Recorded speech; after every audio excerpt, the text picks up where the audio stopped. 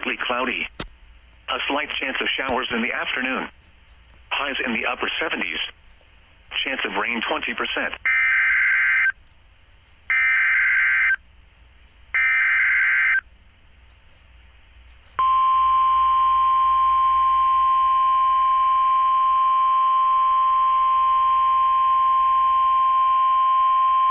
The National Weather Service in Ruskin has issued a special marine warning for coastal waters from Englewood to Tarpon Springs, Florida, out 20 nautical miles. Waters from Englewood to Tarpon Springs, Florida, out 20 to 60 nautical miles until 5:45 p.m.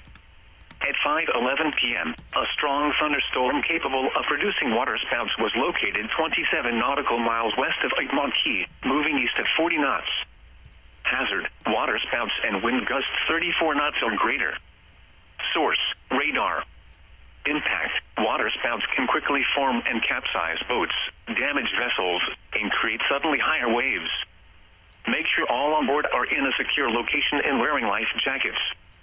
Expect wind gusts in excess of 34 knots, suddenly higher waves, frequent lightning, and heavy downpours. Make sure all on board are wearing life jackets.